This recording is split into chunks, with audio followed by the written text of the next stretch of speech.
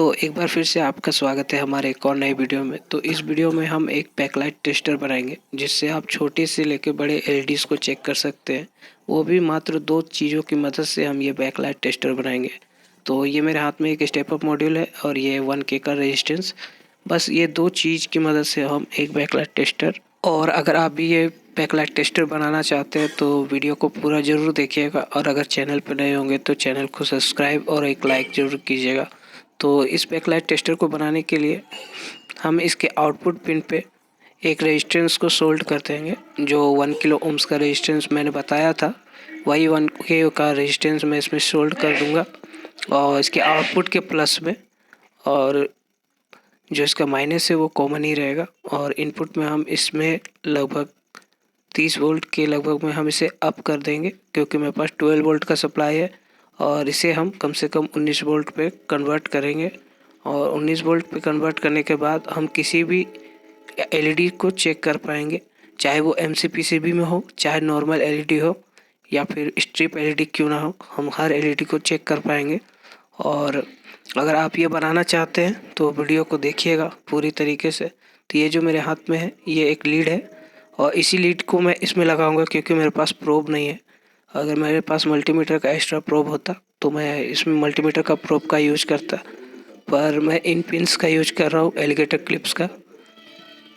तो अब मैं इसके सारे पिंस को सोल्ड कर लूँगा।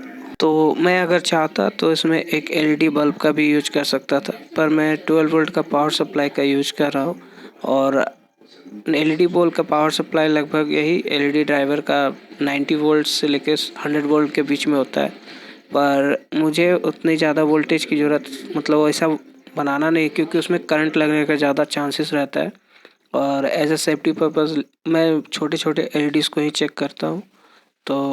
तो इसीलिए मैंने इसे डीसी में बनाया है। तो इसे आप चाहें तो बना सकते हैं, इसमें आपको किसी तरीके का करंट का जो खतरा होता है वो नहीं होगा। तो मैं इसकी टेस्टिंग भी आपको करके दिखाता हूँ। तो आप देखिए, ये जो है ये मेरे पास 12 वोल्ट का पावर सप्लाई है, और मैं इसके इनपुट में प्लस के प्लस और माइनस के माइनस की जगह पे इसे सोल्ड कर दूंगा। और इसे सोल्ड करने के बाद मैं इसके जो पावर है, इसका पावर मैं स्टेप अप कर दूंगा 12 वोल्ट से 20 वोल्ट या 90 वोल्ट के लगभग में। इससे मैं नॉर्मल किसी भी एलईडी को चेक कर पाऊंगा।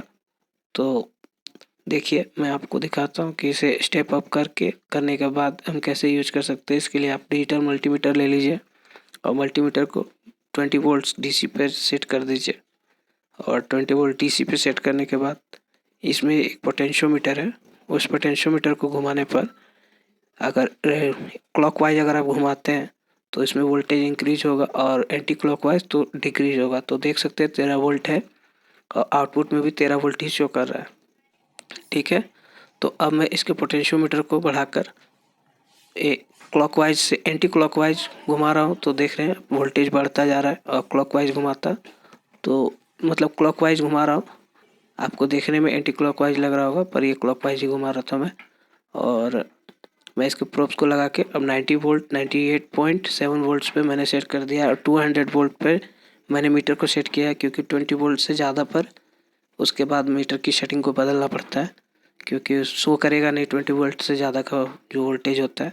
तो मेरे पास ये एक 5 mm का एक एलईडी है येलो में, और भी एलईडीज़ हैं जो मैं आपको चेक करके दिखाता हूँ। ये मेरे पास 3 एलईडीज़ हैं।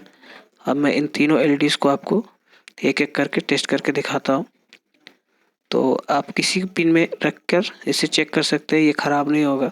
भले इसमें 19 वोल्ट्स हो, पर हमने इसकी जगह पे एक रेजिस्टेंस का यूज़ किया है, इसलिए इसमें एम्पियर नहीं होगा, नॉर्मल एम्पियर ही होंगे। इसीलिए एलईडी ख़राब नहीं होगा, और इसमें मुझे किसी तरीके का करंट का भी डर नहीं रहेगा। और अगर आप चाहते हैं तो इसे बना सकते हैं। आप किसी भी पावर सप्लाई में एक 1K का रेजिस्टेंस लगाकर आप एक यूनिवर्सल टेस्टर बना सकते हैं। तो ये एक यूनिवर्सल टेस्टर ही समझ लीजिए। आपको अगर एलईडीज़ को चेक करने में दिक्कत होती है 1 वोल्ट से लेकर 9 वोल्ट्स के बीच में, और ज़्यादातर एमसीपीसीबीज़ के एलईडीज़ को चेक करना पड़ता है, तो मैं आपको एमसीपीसीबीज़ के एलईडीज़ को भी चेक करके दिखाऊंगा।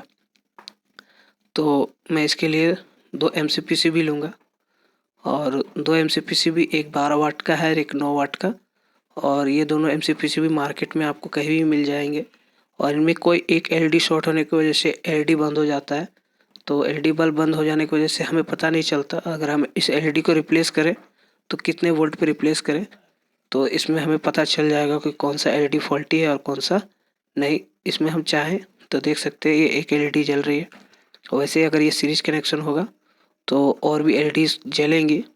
तो आप चाहें तो इसे बना सकते हैं और आप इससे किसी भी, चाहे आप एलईडी ट्यूबलाइट हो या फिर एलईडी बल्ब, किसी का भी एलईडी को चेक कर पाएंगे और रिप्लेस कर पाएंगे। देख सकते हैं तीनों एलईडी साथ में जल रही है, क्योंकि उस साइड का पैनल का कनेक्शन सीरीज में है तो इस साइड के पैनल का भी कनेक्शन सीरीज में ही होगा। तो मैं इसे भी आपको चेक करके दिखाता हूँ। तो देखिए ये फॉल्टी है, इसमें से कोई एक एलईडी, तो ये तीनों जलेंगे। मैं उसके प्रोब्स को चेंज करता हूँ। तो देखिए मैं इसे चेंज करने के बाद मैंने इसे इसमें लगाया तो ये दोनों एलईडी जल रही है और ये तीनों, तो ये सीरीज में रहेंगी तो सभी एलईडीज़ को आप चेक कर पाएंगे।